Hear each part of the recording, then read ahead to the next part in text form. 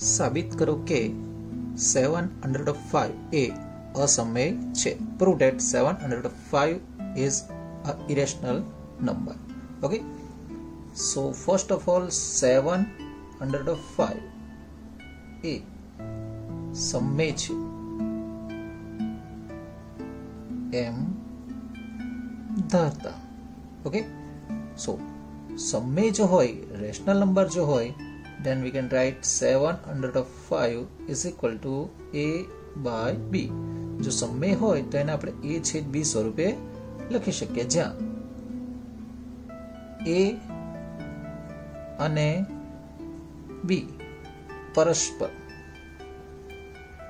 અવિભાજ્ય પૂર્ણાંકો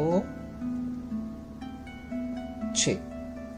એ અને બી કેવા છે? પરસ્પર અવિભાજ્ય પૂર્ણાંકો, કો પ્રાઇમ નંબર્સ. ઓકે.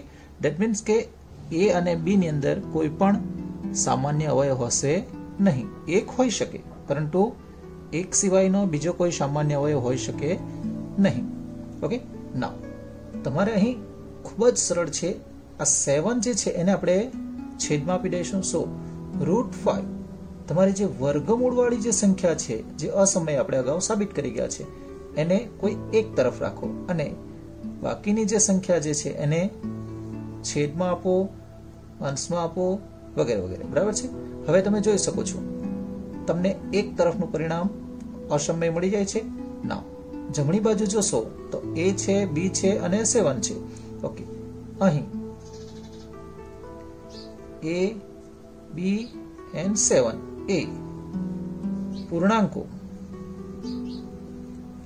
હોવાથી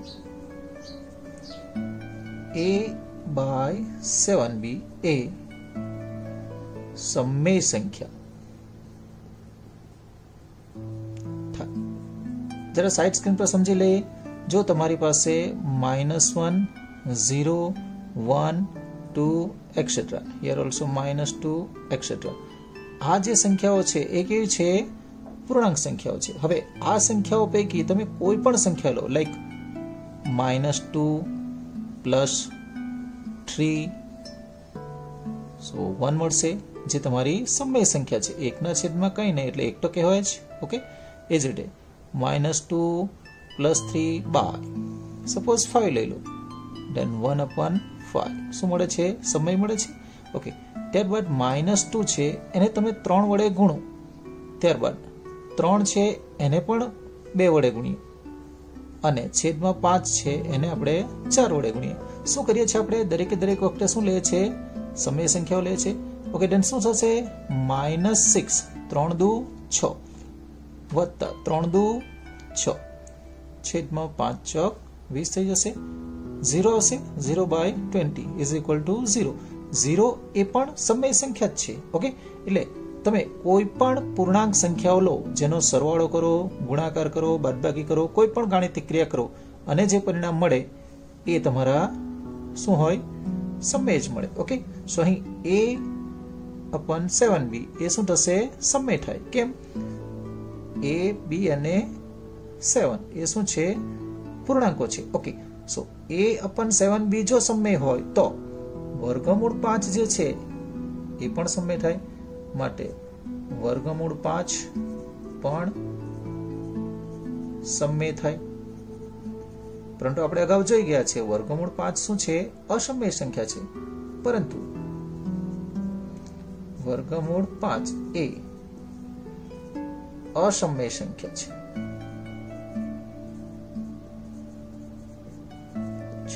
માટે શું થયું? વિરોધાભાસ ઉભો થયો. માટે વિરોધાભાસ મળે. માટે આપણી ધારણા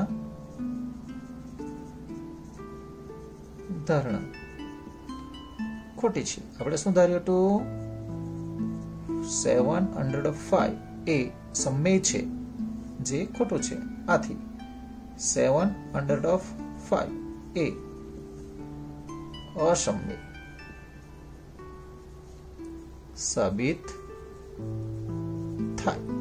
નેક્સ્ટ લઈશું. દર્શાવો કે 3√2 એ અસમય સંખ્યા છે. Prove that 3 under root of 2 is a irrational number. Okay, now first of all ધારો કે 3 વર્ગમૂળ 2 એ સમય છે. આપણે સાબિત શું કરવાનું છે? અસમય છે, પરંતુ આપણે કોન્ટ્રાડિક્શન મેથડ પ્રમાણે સમય લઈશું અને સાબિત કરીશું. સો સમય જો હોય then તમે લખી શકો 3 under root of 2 is equal to a by b. સમય સંખ્યાને આપણે a છેદ b સ્વરૂપે દર્શાવી શકીએ, જ્યાં a અને b પરસ્પર અવિભાજ્ય પૂર્ણાંકો છે, કો પ્રાઇમ નંબર્સ. ઓકે, મતલબ a અને b માં એક સિવાય બીજો કોઈ પણ અવયવ સમાન હોઈ શકે નહીં. ઓકે, ના 3 જે છે એને આપણે નીચે આપી દઈશું √2 is equal to a by 3b. અહીં તમને આપેલ જે અસમય સંખ્યા છે એને એક તરફ કરી અને બાકીની સંખ્યાઓને છેદમાં અથવા તો અંશમાં પણ આપી શકો. જ્યાં જતું હોય ત્યાં નિયમ પ્રમાણે મોકલી આપવું. ઓકે, ત્યારબાદ તમે અહીં જોઈ શકો છો, અહીં a b અને 3 એ પૂર્ણાંકો છે. પૂર્ણાંકો હોવાથી a by 3b એ સમય થાય. સી આપણે એની સમજણ મેળવીએ. સપોઝ 0 1 2 3 એક્સેટ્રા -1 -2 -3 વગેરે વગેરે પૂર્ણાંક સંખ્યાઓ છે.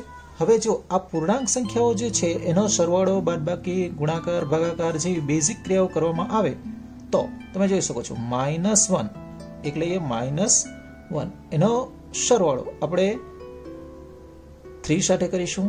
ઓકે, અને છેદની અંદર -1 જે છે એનો ગુણાકાર આપણે 3 સાથે કરીશું. ઉપર શું કર્યો છે? સરવાળો કર્યો છે. નીચે શું કર્યું છે? ગુણાકાર કર્યો છે. ઓકે, then આપણને 2 મળશે. નીચે છેદમાં -3 મળશે, જેને આપણે -2/3 લખીએ છીએ, જે શું છે? સમય છે. એટલે તમે કોઈ પણ પૂર્ણાંક સંખ્યાઓ લો અને એની સાથે બીજગાણિતિક કોઈ પણ ક્રિયા કરો અને જે પરિણામ મળે એ હંમેશા સમય જ મળશે. ઓકે, ધેટ મીન્સ કે અહીં a b અને 3 એ જો પૂર્ણાંકો હોય તો a/3b એ શું થશે? સમય સંખ્યા મળશે. ઓકે, માટે આ પરિણામ જો સમય હોય તો એનું મૂલ્ય સમાન હોય. વર્ગમૂળ 2 પણ સમય થાય, પરંતુ અગાઉ આપણે જોઈ ગયા છે વર્ગમૂળ 2 એ અસમય છે. માટે વિરોધાભાસ મળે. ઓકે, માટે આપણી ધારણા ખોટી છે. આપણી ધારણા શું હતી? 3 વર્ગમૂળ 2 એ સમય છે, જે ખોટી છે. આથી સાબિત થાય છે કે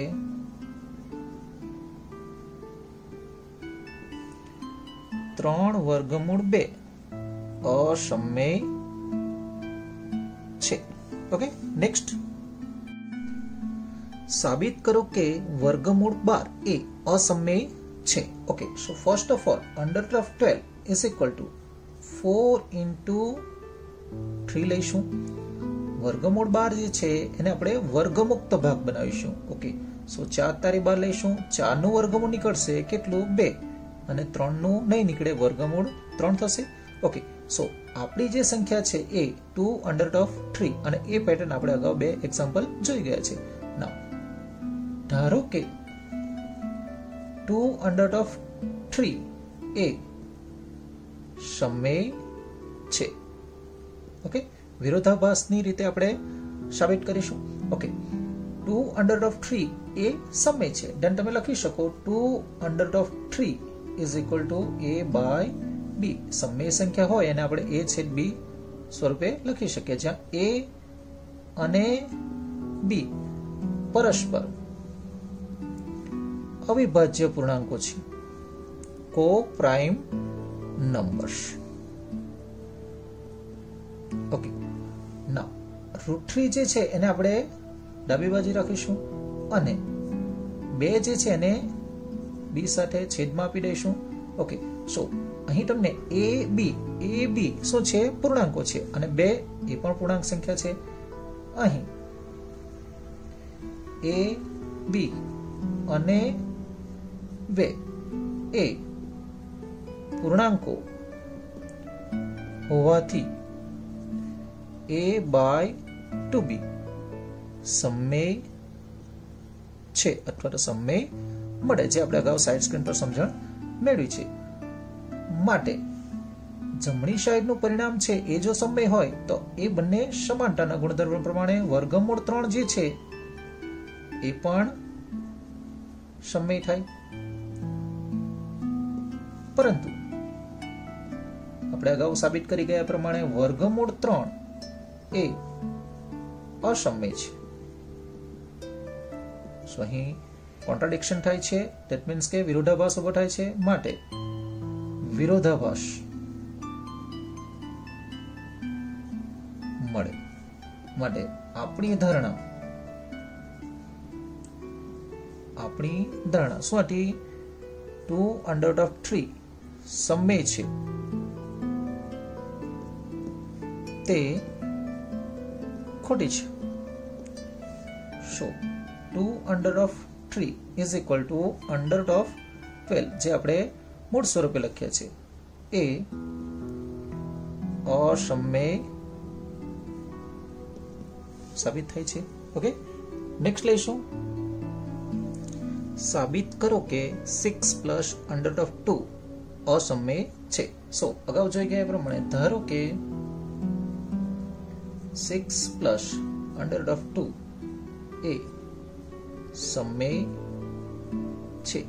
જો સમમેય હોય તો તમે એને 6 + √2 ઇઝ ઇક્વલ ટુ a/b સ્વરૂપે લખી શકો, જ્યાં a અને b અવિભાજ્ય પૂર્ણાંકો છે, કો પ્રાઇમ નંબર્સ છે. ના, આપણી કન્ડિશન પ્રમાણે શું કરવાનું છે કે તમારી જે અસમય સંખ્યા છે એને એક તરફ રાખો અને બાકીની સંખ્યાને જમણી સાઈડ મોકલીશું. સો √2 ને આપણે ડાબી બાજુ રાખીશું અને a/b -6 લઈશું. પ્લસ હતા માઇનસ થઈ જશે. ના, લસાઅ લઈશું.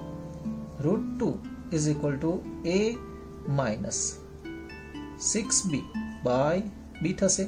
અગાઉ જોઈ ગયા પ્રમાણે a b અને -6, અહીં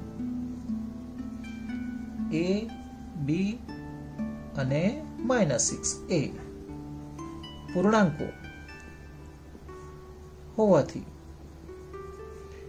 a - 6b/b એ સમમેય સંખ્યા થાય. હવે જો જમણી સાઈડનું પરિણામ જો સમમેય છે તો સમાંતરના ગુણધર્મ પ્રમાણે વર્ગમૂળ 2 માટે વર્ગમૂળ 2 એ પણ સમમેય થાય. પરંતુ વર્ગમૂળ 2 કેવી સંખ્યા છે? અસમમેય છે. પરંતુ વર્ગમૂળ 2 એ અસમમેય છે. માટે વિરોધાભાસ મળે. માટે આપણી ધારણા જે આપણે સમય ધાર્યા હતા બાને, આપણી ધારણા 6 + √2 સમમેય છે તે ખોટી છે. જો સમય ન હોય તો શું થશે? અસમય થશે. આથી 6 + √2 એ અસમય થાય. ઓકે, નેક્સ્ટ લઈશું. સાબિત કરો કે 3 + 2√5 અસમય છે. અહીં ધારો કે 3 + 2√5 એ સમય છે. Okay, so 3 plus 2 under root of 5 is equal to a by b ફોર્મમાં તમે લખી શકો, જ્યાં a and b are co-prime numbers. એ પરસ્પર અવિભાજ્ય પૂર્ણાંકો છે.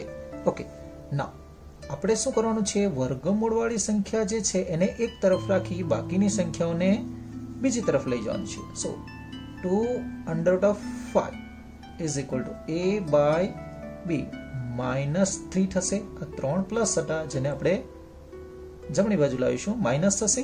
ઓકે, હવે અહીં આપણે લસાવ લઈશું, ત્યારબાદ 2 ને નીચે આપીશું. સો 2 under root of 5 is equal to a minus 3b by b. b શું કર્યો છે, લસાવ લીધો છે. નાઉ આ જે 2 છે એને આપણે છેદમાં આપીશું. therefore under root of 5 is equal to a minus 3b by 2b. આ 2 જે છે એને આપણે શું કર્યું છે, નીચે આપ્યા છે. ઓકે, ટાર્ગેટ શું છે ખબર પડે, અહીં તમારી જે અસમય સંખ્યા છે એને કોઈ પણ એક તરફ રાખો અને મૂલ્ય એનું કેવું આવવું જોઈએ, ધન આવવું જોઈએ. બરાબર છે.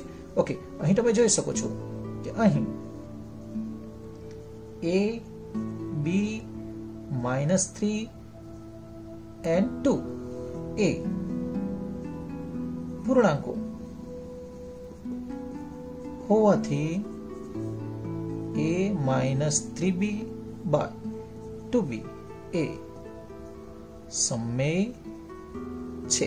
સી સમજણ મેળવીએ, a -3b by 2b એ સમય કેવી રીતે થાય.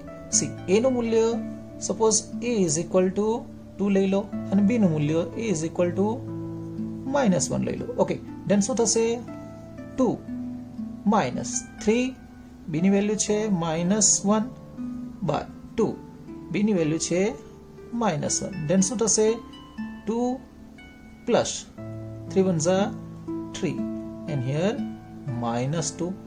so 5 by -2, so -5 by 2 જે સમય છે. ઓકે, a અને b ના કોઈ પણ મૂલ્ય માટે તમે સાદુરૂપ આપશો તો તમને સમય સંખ્યા જ મળશે. C so a -3b by 2b એ શું થશે, સમય થશે. માટે સમાનતાના ગુણધર્મ પ્રમાણે વર્ગમૂળ 5 એ પણ સમય થશે, પરંતુ under root of 5 એ અસમય છે.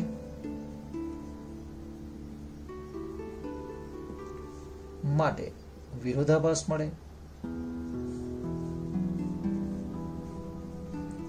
વિરોધાભાસ મળે માટે આપણી ધારણા